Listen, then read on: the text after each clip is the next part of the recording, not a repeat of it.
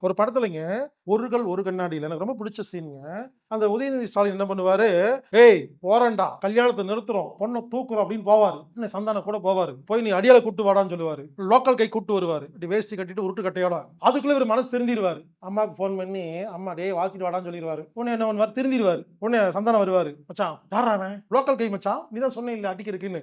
ஒருத்தர் உருட்டு கட்டையோட சொல்லுவா அப்படின்னு நின்றுப்பாரு ஒருத்தர். "ஏன்டா நான் திருந்திட்டேன்." "என்னடா?" அப்படிம்பாரு. "நான் போய் அந்த பொண்ண வாழ்த்த போறேன். அம்மா சொல்லிட்டாங்க. அம்மா சொல்லி மீற மாட்டேன்."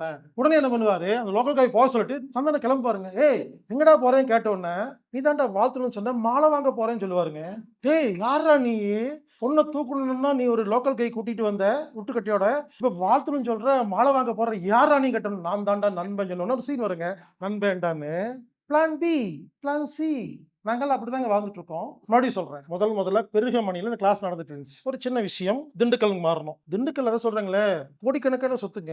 ஒருத்தர் ஃப்ரீயா குடுத்தாருங்க. 1000 பேர் பாருங்க. இதுல 1000 பேர் உட்கார்ற ஹால். இப்ப கல்யாண மண்டபம் மாரி நடந்துட்டு இருக்கு. எனக்கு ஃப்ரீயா குடுத்து நான் திருப்பி குடுத்துட்டு வந்துட்டேங்க. பல கோடி ரூபாய் மதிப்புள்ள ஒரு பொருள. ஏன்னா நிம்மதி இல்லைங்க. பிளான் பி ஒண்ணு மேனேஜர்ட்ட. அவ்வளோ கஷ்டப்பட்டு எல்லாம் பண்ணிட்டு இருந்தேங்க. உட்கார்ந்து பேசிட்டு, "சீனி திண்டுக்கல் வேண்டாம் சீனி." அவ்வளவுதான் நான் சொல்லிட்டு நான் பாட்டுக்கு போய் தூங்கிருவேங்க. இவங்கலாம் கஷ்டப்பட்டு போய் படுக்கை, மெத்தை எல்லாம் லாரில தூக்கிட்டு வருவாங்கங்க. இன்னும் கோயம்புத்தூர்ல ஆரம்பிச்சோம். அங்க ஒரு சின்ன பிரச்சனை வந்துச்சு. சென்னை போனோம். அங்க இப்ப இங்க வந்திருக்கிறோம். புரியுது. இதெல்லாம் சும்மா டெம்பரவரிங்க. நாங்க நெனச்சா எங்க வேணா கிளம்புவோங்க. நாளைக்கு காலைல பிரச்சனையா? "எப்பா காலி பண்ணுங்க." வேகா போவோம் நடத்துவோங்க.